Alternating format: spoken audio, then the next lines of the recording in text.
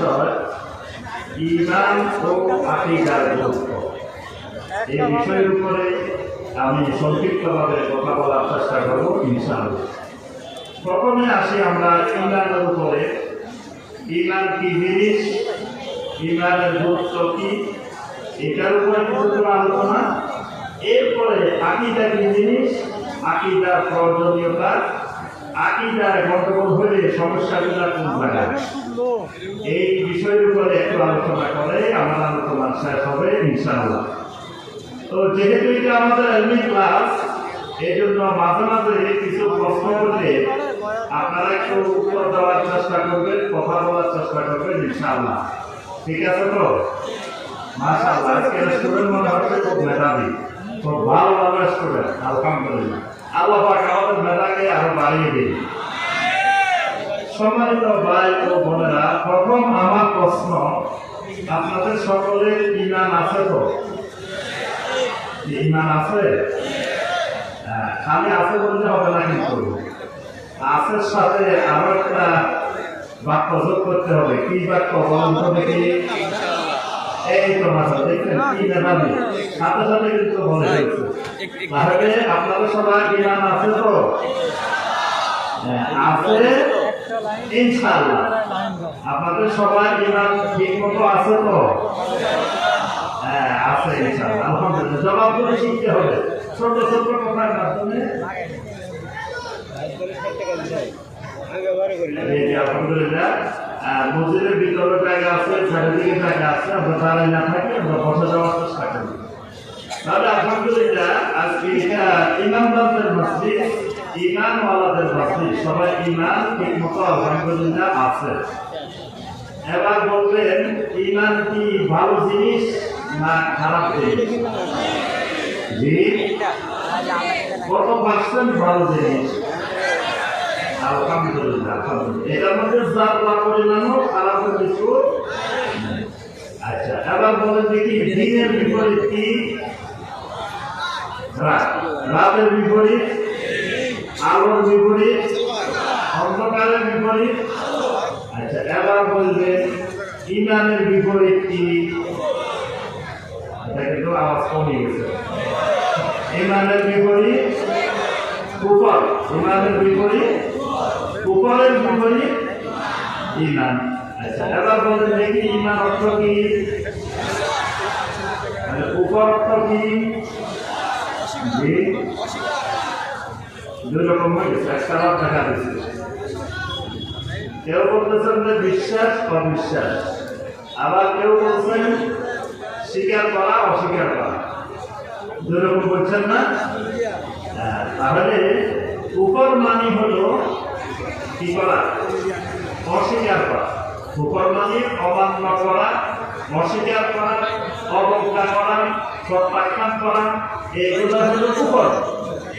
উপর মানে যদি অস্বীকার করা হয়, তাহলে ঈমান মানে কি? জি, ঈমান মানে স্বীকার করা, ঈমান মানে বিশ্বাস না। ঈমান মানে শুধু বিশ্বাস না, বিশ্বাস ঈমানের একটা অংশ, কিন্তু ঈমান মানে শুধু বিশ্বাস না। তো বিপরীতটা বুঝলে এটা বোঝা সহজ, উপরটা বুঝলে ঈমানের অর্থ বোঝাটা সহজ। আচ্ছা, এবার বলবেন তাওহীদের বিপরীত কি? কথা কমে গেছে। শিরকের বিপরীত, আচ্ছা, সুন্নতের বিপরীত, বেদাতের বিপরীত। মাশাআল্লাহ, এগুলো কিন্তু অনেক জায়গায় ছোট ছোট জিনিস বলতে পারে না। আজকে মেধাবী খাওয়াতে আলহামদুলিল্লাহ সবাই বলতে পারছে, আলহামদুলিল্লাহ। তাহলে আমাদের আলোচনা হলো ঈমানের উপরে। তাহলে ঈমানের অর্থটা কি আমরা বুঝে গেছি। এবার আসি আমরা ঈমানের দরকারটা কি, ঈমানের প্রয়োজনীয়তা কি, ঈমান কেন দরকার। এক নম্বরে ঈমান দরকার মানুষ ক্ষেত্রের উপরে থাকতে হলে ঈমান দরকার।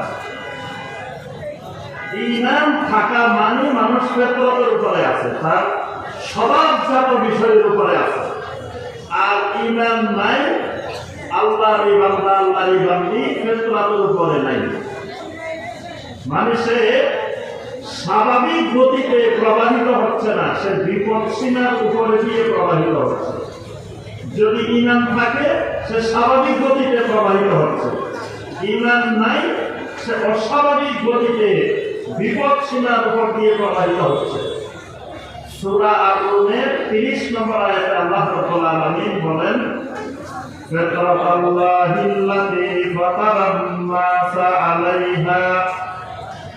আল্লাহ রাব্বুল আলামিন বলেন, যত মানুষকে আমি আল্লাহ রাব্বুল আলামিন সৃষ্টি করেছি, প্রত্যেকটা মানুষকে আমি আল্লাহ ফিতরাতের উপরে বানাইছি, ফিতরাতের উপরে সৃষ্টি করেছি। এই ফিতরত মানে হলো মানবতার স্বাভাবিক গতি। তাহলে মানবতার স্বাভাবিক গতিটা হলো ঈমান, আর অস্বাভাবিক গতি হলো কুফর। এই কারণে কুফরি করলে মানুষ হয়ে যায় শাররুল বারিয়া, আর ঈমান আনলে মানুষ হয়ে যায় খায়রুল বারিয়া।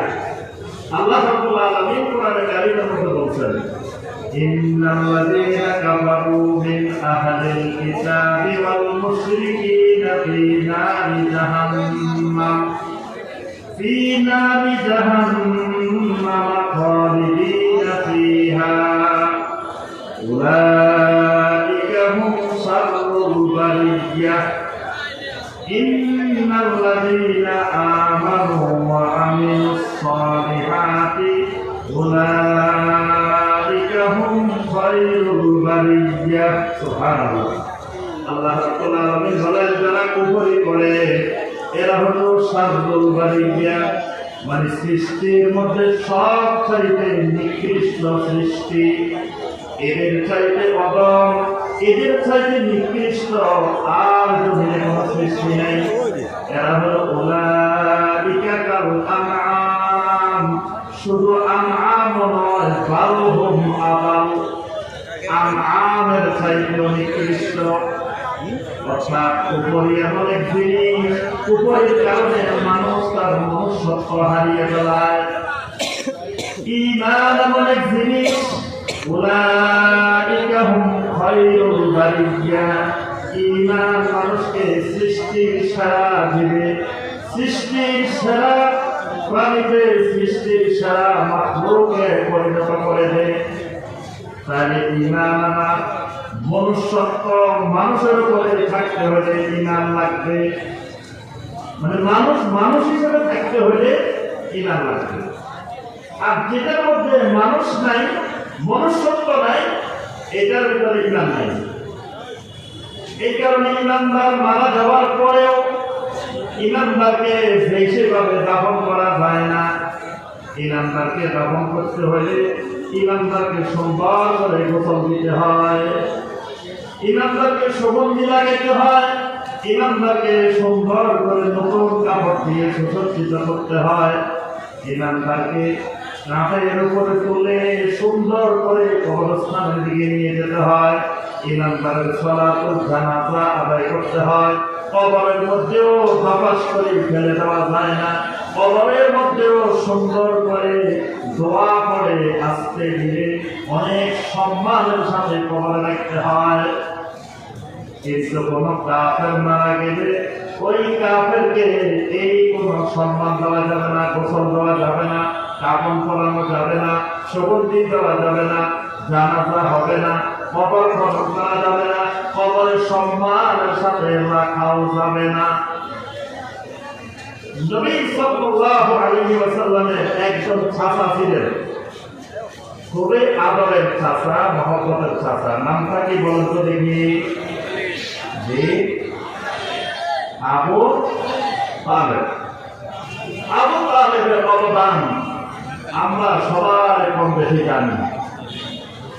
আবু তালেব নবী সাল্লাল্লাহু আলাইহি ওয়াসাল্লামকে মনের থেকে, প্রাণের থেকে, জীবনের চাইতেও বেশি ভালোবাসতেন।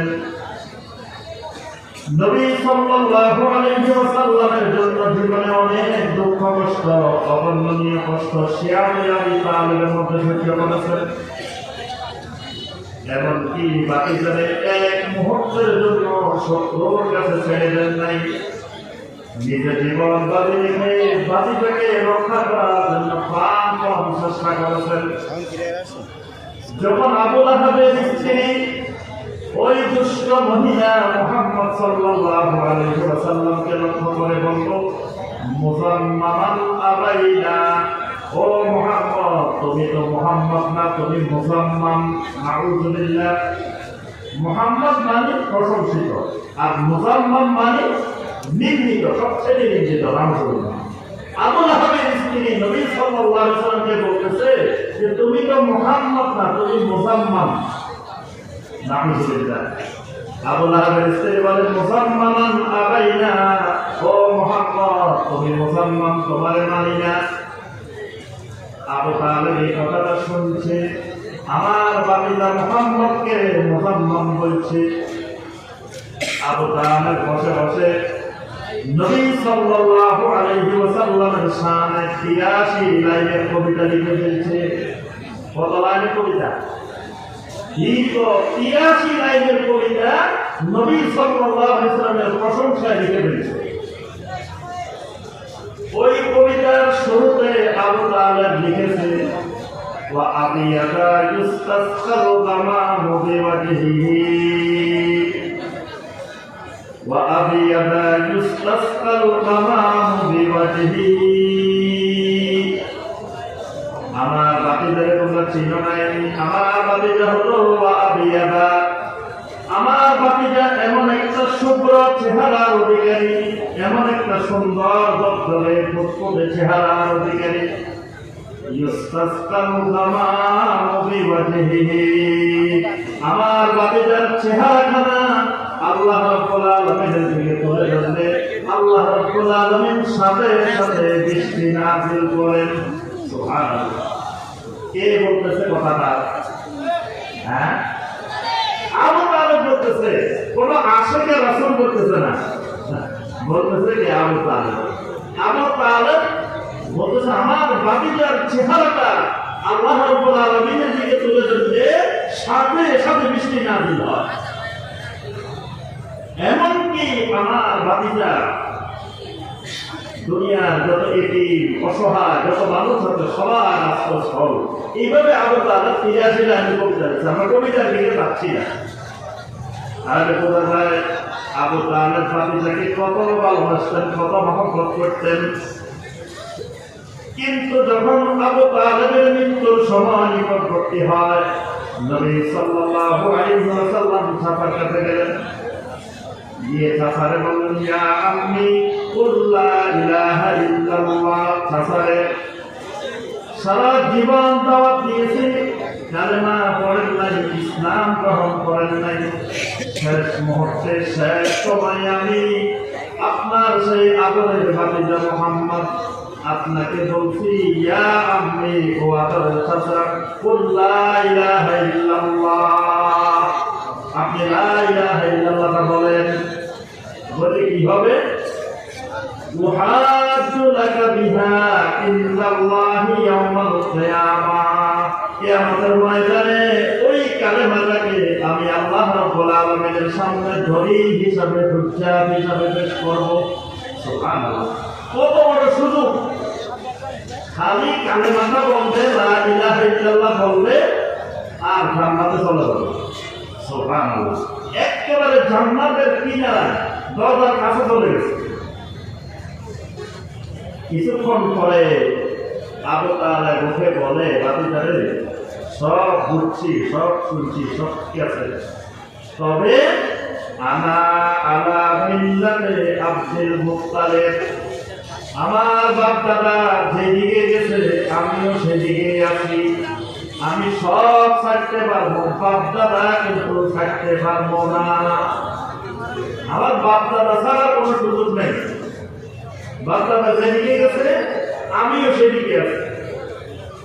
তুমি বাতিজা ভালো মানুষ, তোমার কালেমাও ভালো, সব ভালো, কিন্তু কালেমা আমি মানলাম না।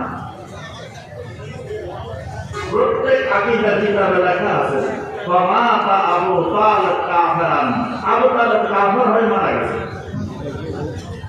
আবু তালেব মারা গেল, নবী সাল্লাল্লাহু আলাইহি ওয়াসাল্লামের কাছে খবর আসলো, আপনার চাচা আবু তালেব মারা গেছেন। নবী সাল্লাল্লাহু আলাইহি ওয়াসাল্লাম আলী রাদিয়াল্লাহু তাআলাকে ডাকলেন, ডেকে বললেন, আলী তোমার বাবা মারা গেছে, তোমার বাবাকে যদি এইভাবে ফেলে রাখো তাহলে জমিনের মানুষ তোমার বাবার পোষা গন্ধে কষ্ট পাবে।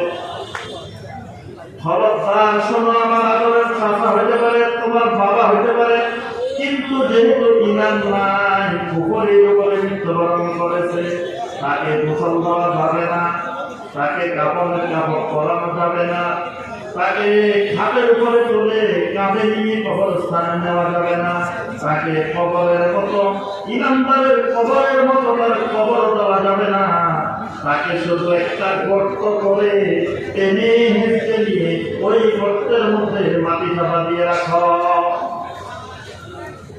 তাহলে এই আবু তালেব এত কিছু বলল, কিন্তু মৃত্যুর পরে কোনো সম্মাননা পায়নি। কেন পায়নি? কারণ সে মনুষ্যত্ব হারিয়ে ফেলছে। মানুষের মনুষ্যত্ব রক্ষা করে ঈমান, মনুষ্যত্ব নষ্ট করে কুফরি। এই কারণে ঈমান হলো মানবতার ফেতরা। মনে রাখতে হবে, ঈমান হলো মানবতার ফেতরা। দুনিয়াতে যত মানুষ জন্মগ্রহণ করে সব মানুষ ঈমান নিয়ে জন্মগ্রহণ করে। নবী সাল্লাল্লাহু আলাইহি ওয়াসাল্লাম বলেন, কুল্লু মাউলুদিন ইউলাদু আলাল ফিতরা ওয়া আবাওয়াহু ইউহাব্বিদানিহি আও ইউনাসসিরানিহি আও ইউমাজ্জিসানিহি। নবী সাল্লাল্লাহু আলাইহি ওয়াসাল্লাম বলেন, যত মানব শিশু জন্মগ্রহণ করে প্রত্যেকটা মানব শিশু ফিতরাতের উপরে, তাওহীদের উপরে, ঈমানের উপরে জন্মগ্রহণ করে। কিছুদিন পরে তার মা বাবা তাকে ইহুদি বানায়, নাসারা বানায়, অগ্নিপূজারী বানায়, কিন্তু জন্মগ্রহণের সময় ঈমান নিয়ে জন্মগ্রহণ করেছে। এবার আমি আলোচনা করছি, এবার আপনাদের কাছে সৃজনশীল প্রশ্ন আসবে। এবার এখান থেকে প্রশ্নটা হলো, একজন মানুষের বয়স 30 বছর, তার ঈমান আনার বয়স কয় বছর? আমার প্রশ্ন করছেন, ধরেন একজন মানুষের বয়স হলো 30 বছর, এই লোকটার ঈমান আনার বয়স কয় বছর?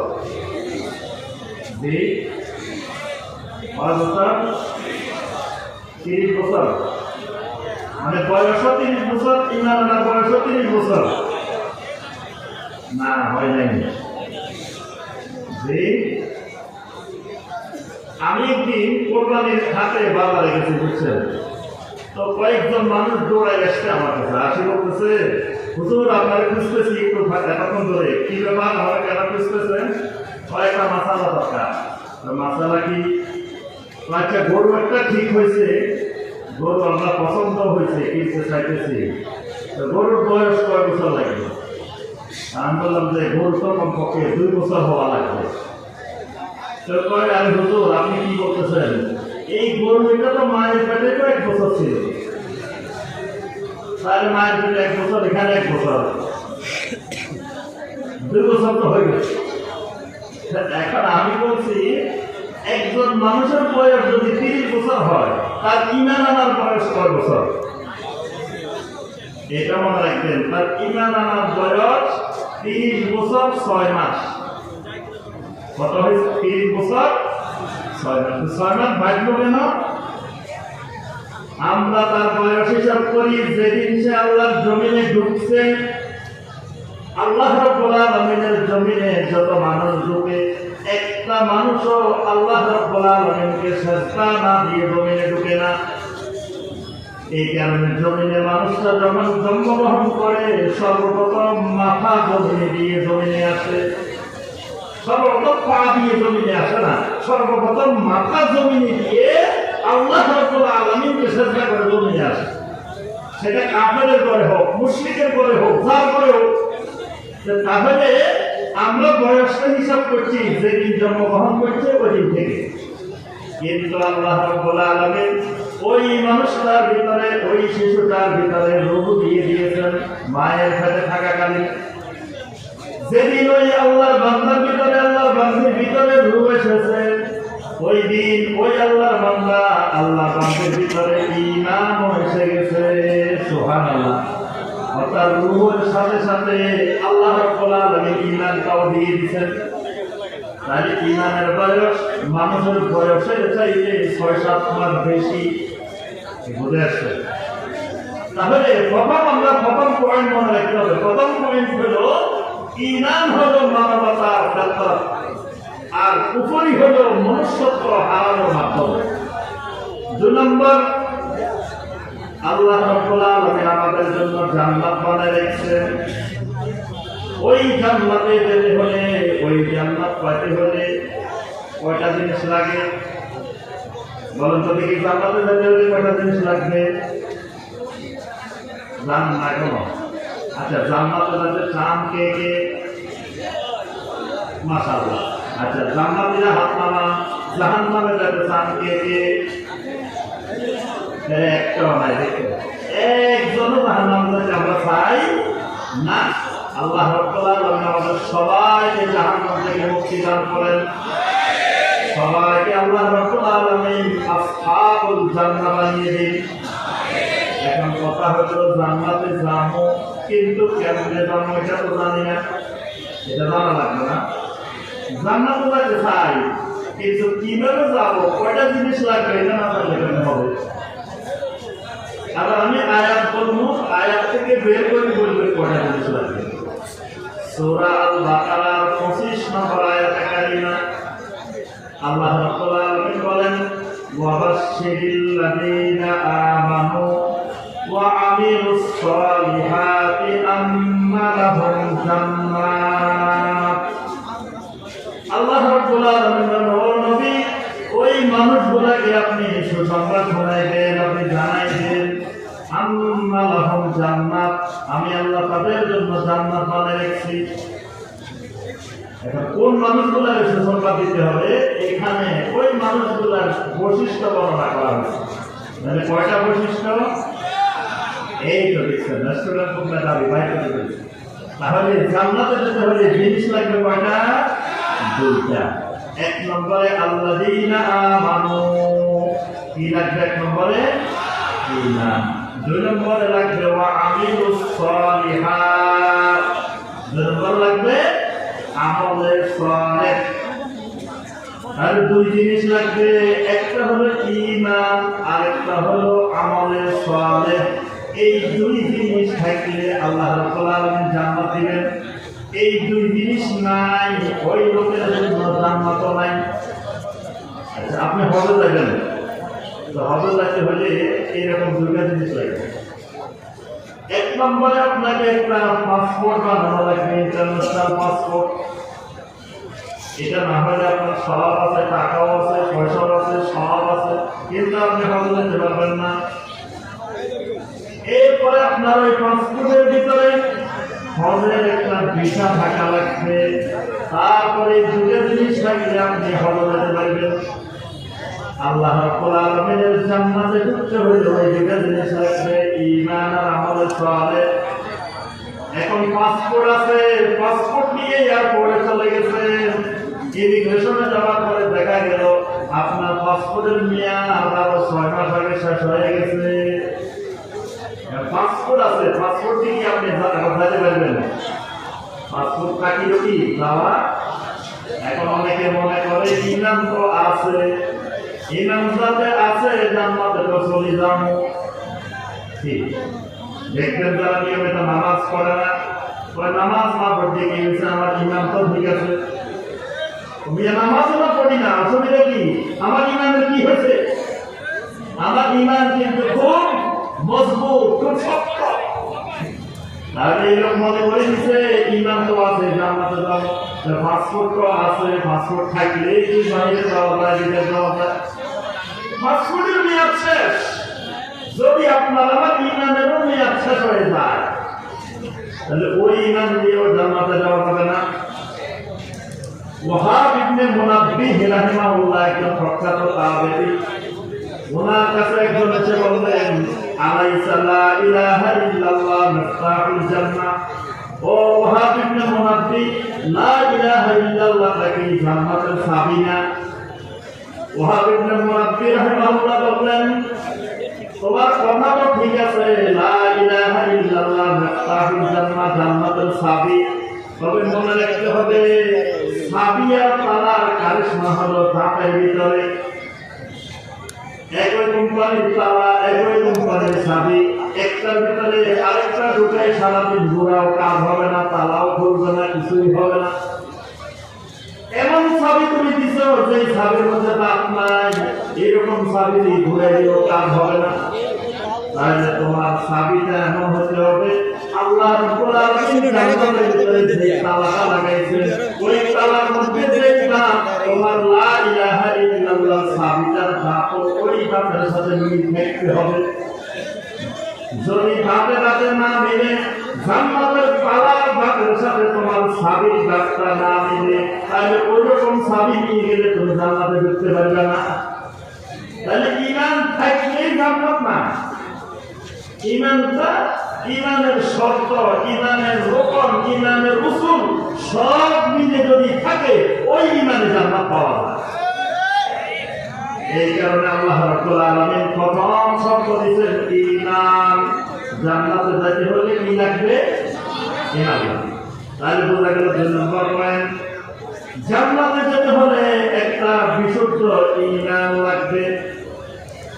আর যদি ঈমান না থাকে তাহলে জান্নাতে যাওয়ার সুযোগ নাই।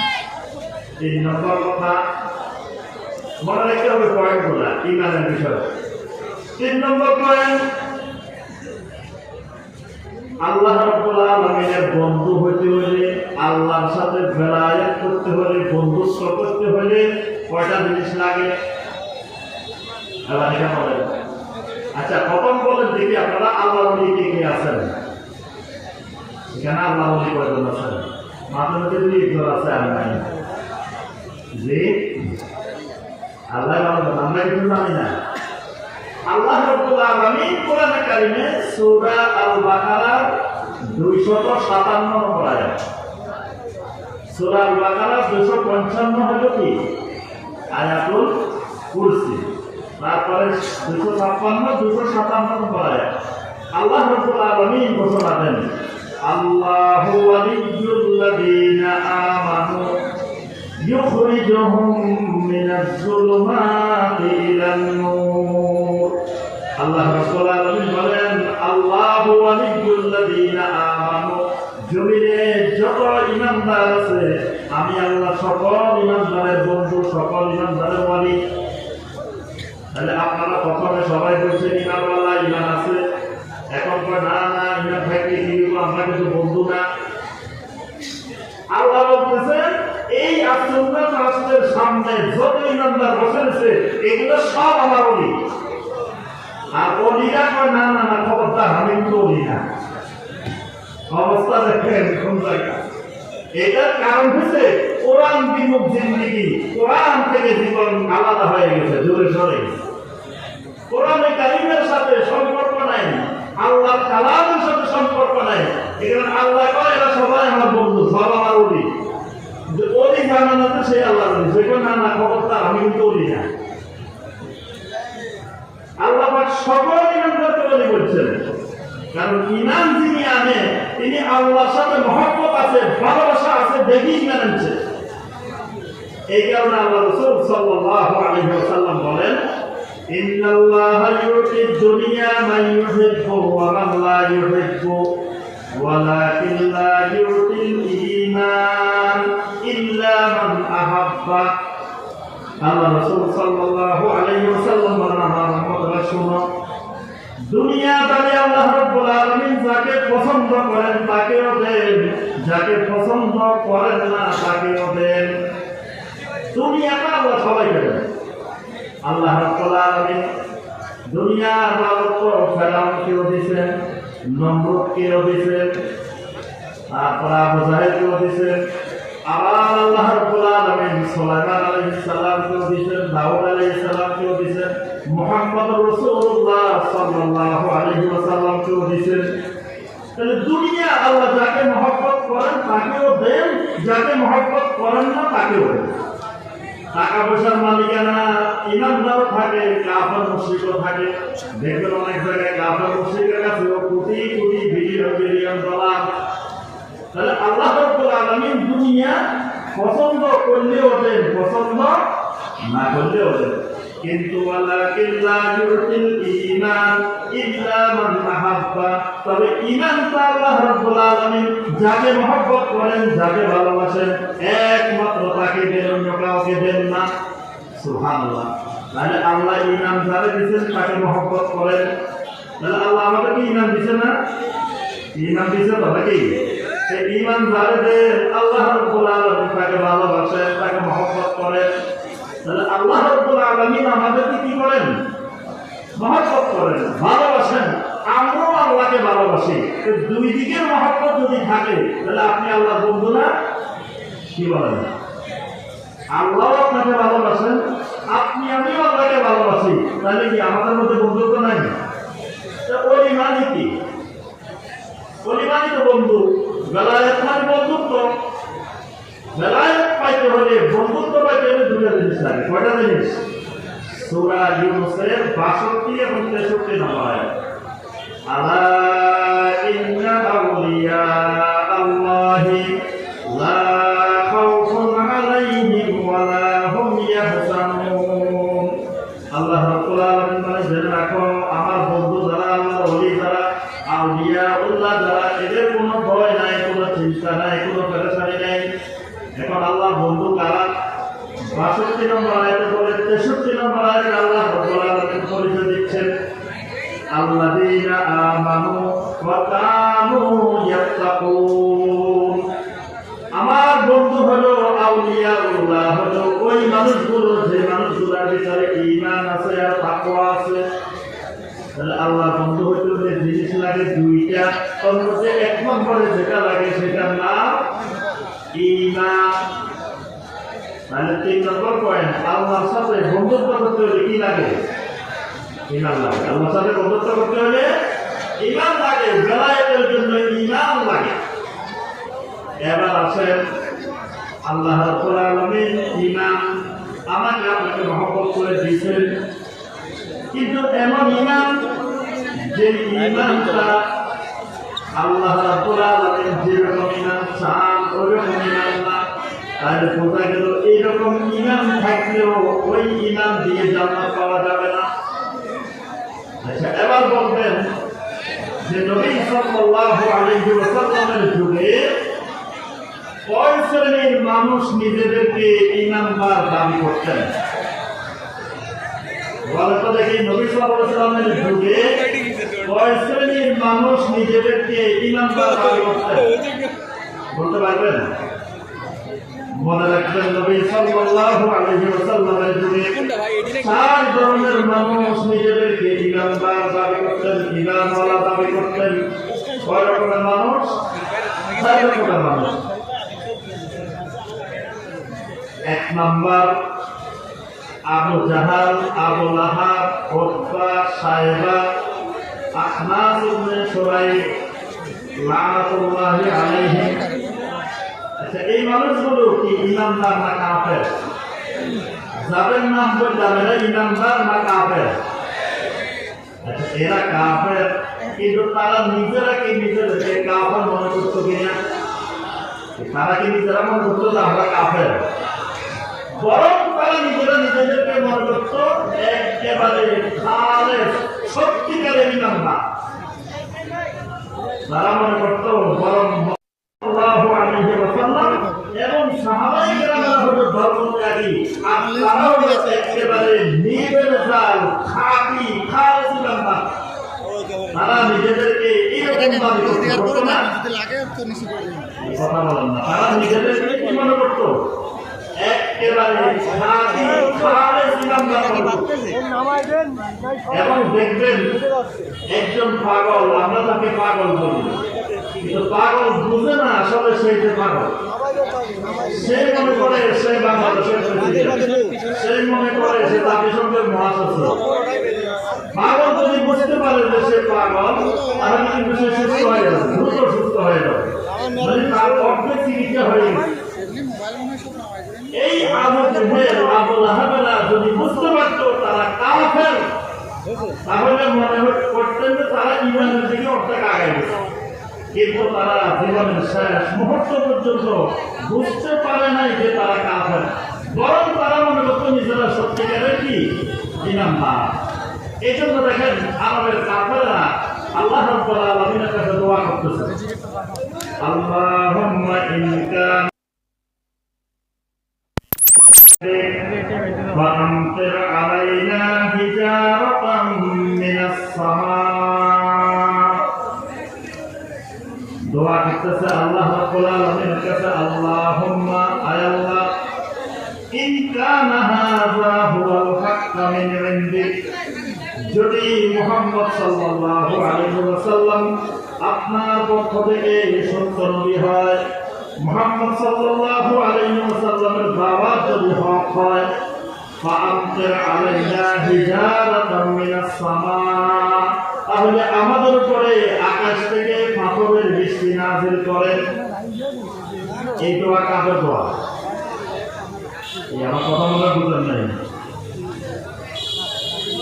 এই দোয়াটা কি ঈমানদারদের দোয়া না কাফেরদের দোয়া? কাফেরদের দোয়া, আবু জেহেল আবু লাহাবের দোয়া।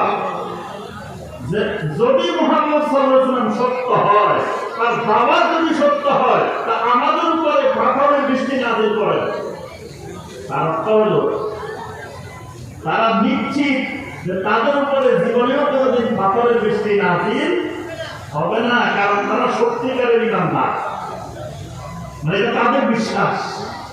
তাহলে এক ধরনের ঈমানের দাবিদার পাইছি আমরা আবু জেহেল আবু লাহাব এদেরকে। আরেক ধরনের ঈমানের দাবিদার আব্দুল্লাহ বিন উবাই সহ ওই জামানার মুনাফিকগুলো। এই মুনাফিকরাও নিজেদেরকে ঈমানদার দাবি করত। আল্লাহ পাক সূরা আল-বাকারার শুরুতে লিখেন মুনাফিকদের অবস্থা বর্ণনা করতে গিয়ে বলছেন, وَمِنَ النَّاسِ مَن يَقُولُ آمَنَّا بِاللَّهِ وَبِالْيَوْمِ الْآخِرِ وَمَا هُمْ بِمُؤْمِنِينَ। আল্লাহ রাব্বুল আলামিন বলেন, কিছু মানুষ আছে এরা বলে আমান্না বিল্লাহি ওয়া বিল ইয়াউমিল আখির, আমরা তো ঈমান এনেছি আল্লাহর উপরে, ঈমান এনেছি আখিরাতের উপরে। আল্লাহ পাক বলেন, ওয়ামা হুম বিমুমিনিন, আসলে এই মানুষগুলো মুমিন না, ঈমানদার না। তাহলে এই মানুষগুলো কারা? যারা বলে আমান্না বিল্লাহ, এই মানুষগুলো মুনাফিক। তাহলে মুনাফিকরাও নিজেদেরকে ঈমানদার দাবি করত। আরেক ধরনের মানুষ ছিল ওই যুগের মধ্যে, যারা ইহুদি ছিল, নাসারা ছিল। ইহুদি নাসারাও নিজেদেরকে সত্যিকারের ঈমানদার মনে করত। ইহুদি নাসারা বলা বলে করত, লা ইয়াদখুলাল জান্নাতা ইল্লা মান কানা হুদান আও নাসারা, ইহুদি না হলে নাসারা না হলে তোমরা একজনও জান্নাতে যেতে পারবে না। আর নবী সাল্লাল্লাহু আলাইহি ওয়াসাল্লামের যুগে একদিকে আবু জেহেল আবু লাহাব ওতবা সাইবা এরাও নিজেদেরকে ঈমানদার দাবি করত। আব্দুল্লাহ বিন উবাই সহ মুনাফিকরাও নিজেদেরকে ঈমানদার দাবি করত। আবার ইহুদি নাসারাও নিজেদেরকে ঈমানদার দাবি করত। আবার আবু বকর, ওমর, ওসমান, আলী রাদিয়াল্লাহু তাআলা আনহুম সহ সাহাবায়ে কেরামরাও নিজেদেরকে ঈমানদার দাবি করতেন। এখন চার রকমের ঈমানের দাবিদার, এবং কিয়ামত পর্যন্ত পৃথিবীতে ছয় রকমের ঈমানের দাবিদার থাকবে। আল্লাহ রাব্বুল আলামিন তিন রকমের ঈমানের দাবিদারের ঈমানকে বাতিল করে দিয়েছেন। একটা ঈমানকে আল্লাহ রাব্বুল আলামিন কিয়ামত পর্যন্ত গ্রহণ করে নিয়েছেন। সূরা আল-বাকারার 137 নম্বর আয়াত আল্লাহ রাব্বুল আলামিন ঘোষণা দেন, وَإِنْ آمَنُوا بِمِثْلِ مَا آمَنْتُمْ بِهِ فَقَدِ اهْتَدَوْا। আল্লাহ রাব্বুল আলামিন বলেন, ও আমার নবীর সাহাবীরা, কিয়ামত পর্যন্ত যদি দুনিয়ার মানুষ তোমাদের মতো ঈমান আনে, ওই ঈমানটাই হলো হেদায়েত প্রাপ্তদের ঈমান। অর্থাৎ কিয়ামত পর্যন্ত যে ঈমান আল্লাহ রাব্বুল আলামিন গ্রহণ করবেন সেটা হলো সাহাবায়ে কেরামের মতো ঈমান। বাকি কেউ যদি আবু জেহেলের মতো ঈমান আনে, সেই ঈমান আল্লাহর কাছে গ্রহণযোগ্য না। কেউ যদি আব্দুল্লাহ বিন উবাইয়ের মতো ঈমান আনে, সেই ঈমানও গ্রহণযোগ্য না। কেউ যদি ইহুদি নাসারাদের মতো ঈমান আনে সেই ঈমান গ্রহণযোগ্য না। একটা মাত্র ঈমান গ্রহণযোগ্য, সেটা হলো সাহাবায়ে কেরামের ঈমান। এখন সাহাবায়ে কেরামের ঈমানটা কেন গ্রহণযোগ্য এটা বের করলে আমাদের ঈমানের আলোচনা শেষ। এরপর আমরা যাবো আকীদার আলোচনা। এখন আল্লাহ রাব্বুল আলামিন দেখা গেল তিনটা শ্রেণীর ঈমান গ্রহণ করেন নাই, শুধুমাত্র সাহাবায়ে কেরামের ঈমানকে আল্লাহ রাব্বুল আলামিন গ্রহণ করেছেন। তো সাহাবায়ে কেরামের ঈমানকে গ্রহণ করার কারণ কি, বাকি তিন শ্রেণীর ঈমানকে গ্রহণ না করার কারণ কি, এটা বুঝলে বাস ঈমান বোঝা আমাদের জন্য যথেষ্ট হয়ে যাবে। সাহাবায়ে কেরামের ঈমানের ভিতরে কোনো ধরনের শিরিক ছিল না। সাহাবায়ে কেরামের ঈমানটা ছিল শিরিক মুক্ত ঈমান। সাহাবায়ে কেরামের ঈমানটা সম্পূর্ণরূপে শিরিক মুক্ত ঈমান, সাহাবায়ে কেরামের ঈমান। কিন্তু আবু জাহেল আবু লাহাবের ঈমান শিরিক যুক্ত ঈমান। এরপর উতবা সাইবা এদের ঈমান, আব্দুল্লাহ বিন উবাইদের ঈমান শিরিকওয়ালা ঈমান। ইহুদি নাসারাদের ঈমান শিরিকওয়ালা ঈমান। ওই শিরিকওয়ালা ঈমানকে আল্লাহ রাব্বুল আলামিন গ্রহণ করেন না। ওই ঈমানটা আল্লাহ গ্রহণ করেন যে ঈমানের ভিতরে শিরিক নেই। এই কারণে আল্লাহ রাব্বুল আলামিন সূরা আল কাহফের 110 নম্বর আয়াতে কারিমার মধ্যে আল্লাহ পাক ঘোষণা দিয়েছেন, ফামান কানা ইয়ারজু লিকাআ রাব্বিহি ফালইআমাল আমালান সালিহা ওয়া লা ইউশরিক বিইবাদাতি রাব্বিহি আহাদা। আল্লাহ রাব্বুল আলামিন ঘোষণা দেন, ফামান কানা ইয়ারজু লিকাআ রাব্বিহি, যে লোক কামনা করে তার রবের সাথে মোলাকাত করবে, তার রবের সাথে সাক্ষাৎ করবে, ফালইআমাল আমালান সালিহা, সেই যেন বেশি বেশি করে আমল সালেহ করে, ওয়া লা ইউশরিক বিইবাদাতি রাব্বিহি আহাদা। আল্লাহ রাব্বুল আলামিনের সাথে মোলাকাত করতে হলে, আল্লাহ সুবহানাহু ওয়া তাআলার সাথে সাক্ষাৎ করতে হলে সেই যেন তার রবের ইবাদতের মধ্যে কোনো শিরিক না করে, ওয়ালা ইউশরিক বিইবাদাতি রাব্বিহি আহাদা, তার রবের সাথে কোনো ধরনের শিরিক যুক্ত ইবাদত করা যাবে না। তাহলে সাহাবায়ে কেরামের ঈমানের ভিতরে যারা পরিমাণ কোনো শিরিক মিশ্রিত ছিল না। সাহাবায়ে কেরামের ঈমানটা সম্পূর্ণরূপে শিরিক মুক্ত ঈমান। আর ওই যুগের মুশরিকদের, কুফফারদের যারা ঈমানের দাবিদার ছিল, তাদের ঈমানের ভিতরে শিরিক ছিল। কিরকম শিরিক ছিল? সূরা সওয়াফের ৫ নম্বর আয়াতে কারিমায় আল্লাহ বলেন, নবী সাল্লাল্লাহু আলাইহি ওয়াসাল্লাম যখন দাওয়াত দিলেন, ইয়া আইয়ুহান নাস কুলু লা ইলাহা ইল্লাল্লাহ তুফলিহু, ও দুনিয়ার মানুষেরা লা ইলাহা ইল্লাল্লাহ বলো। এই লা ইলাহা ইল্লাল্লাহ তোমার দুনিয়া আখিরাতের সফলতার চাবিকাঠি। নবী সাল্লাল্লাহু আলাইহি ওয়াসাল্লামের দাওয়াত হলো যে তোমরা লা ইলাহা ইল্লাল্লাহ বলো। এই লা ইলাহা ইল্লাল্লাহটা তোমাদের দুনিয়া আখিরাতের যত সমস্যা আছে, সমস্ত সমস্যার সমাধানের চাবিকাঠি লা ইলাহা ইল্লাল্লাহর মধ্যে। তখন আমাদের মুশরিকরা এই দাওয়াতের জবাবে যে কথাটা বলছে আল্লাহ পাক সূরা সওয়াফের ৫ নম্বর আয়াতে উল্লেখ করেছেন, তারা বলে তো আজআলাল আলিহাতা ইলাহান ওয়াহিদা ইন্না হাযা লাশাইয়ুন উজাব। তারা বলে তো মুহাম্মদ সাল্লাল্লাহু আলাইহি ওয়াসাল্লাম, তুমি আমাদেরকে দাওয়াত দিচ্ছ সমস্ত মাবুদ বাতিল মাবুদ ছেড়ে দিয়ে একমাত্র আল্লাহ রাব্বুল আলামিনের গোলাম হওয়ার জন্য, একমাত্র আল্লাহ রাব্বুল আলামিনকে মাবুদ বানানোর জন্য। কিন্তু আমরা বর্তমানে 361 মাবুদের ইবাদত করার পরেও আমরা শান্তির মধ্যে নাই। তো যদি 360টা মাহবুব আমরা ছেড়ে দিয়ে পরিত্যাগ করি তাহলে আমাদের অবস্থা কি হবে? আমাদের তো অসাধ্যের কিনারা খুঁজে পাওয়া যাবে না। তারা বলছে আমরা তো আল্লাহর ইবাদত করি, কিন্তু আল্লাহ রাব্বুল আলামিনের ইবাদত করার সাথে সাথে আমরা আরো 360 জনেরও ইবাদত করি। টোটাল আমরা 361 জনের ইবাদত করি। এখন 361 জন থেকে যদি 360 জনের বাদ দিয়ে দিই, একমাত্র আল্লাহর গোলামি করি, তা আল্লাহ রাব্বুল আলামিনের কাছে যদি সব দায়িত্ব আল্লাহর উপর অর্পণ করা হয়, তা আল্লাহ একা কয়টা দিক সামলান? নাউযুবিল্লাহ। মানে আরবের মুশরিকদের কথা হলো যে একমাত্র আল্লাহর ইবাদত করলে সহজে আল্লাহ রাব্বুল আলামিন সবকিছু সমাধান করতে পারবে না। সুতরাং আল্লাহর পাশাপাশি যারা আল্লাহর মুকাররাবিন, যারা সালেহিন, যারা দিনদার বান্দা আছেন, তাদেরও কিছু মাঝে মাঝে ইবাদত করা দরকার।